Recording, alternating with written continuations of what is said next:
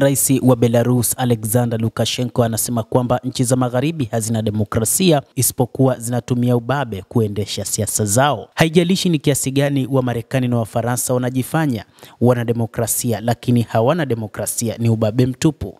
Rais wa Belarus Alexander Lukashenko anaeleza akisema katika mahojiano na vyombo vya habari.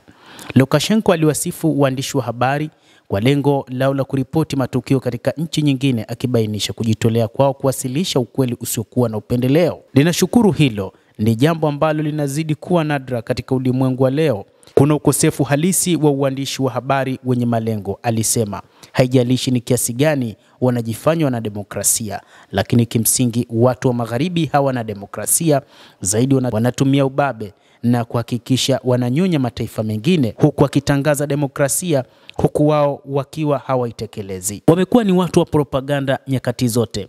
Wamekuwa wakionyesha namna ambavyo mataifa mengine yanatakiwa kufanya huku wao wakiwa hawafanyi hivyo. Wametengeneza makosa makubwa katika mataifa mengine. Kumekuwa na vita vya wenyewe kwa wenyewe kwa sababu ya wao kuona ni namna gani demokrasia yao inapaswa kufuatwa.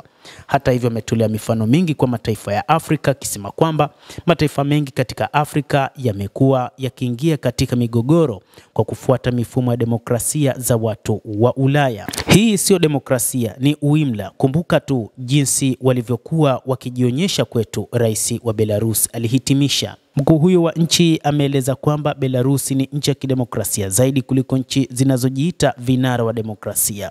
Alibainisha kuwa katika maisha yake yote ya kisiasa alikuwa ameona demokrasia yao katika sura na aina zote.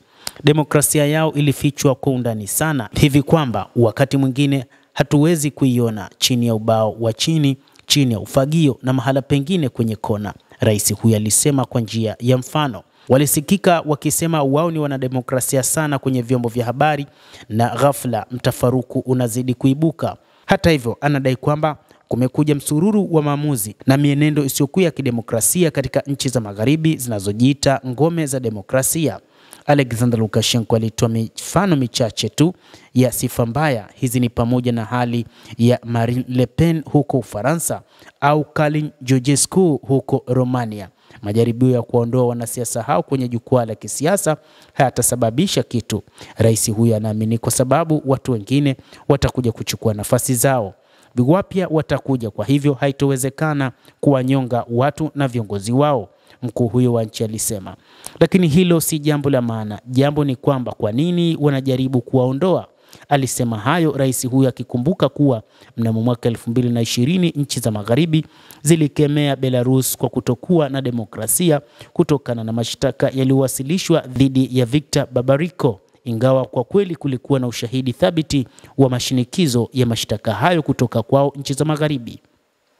Anasema Alexander Lukashenko kwamba sikiliza, walikuwa wakitulaumu bila kuchoka, na nini sasa?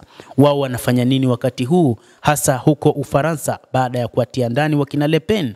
Anauliza bwana Lukashenko.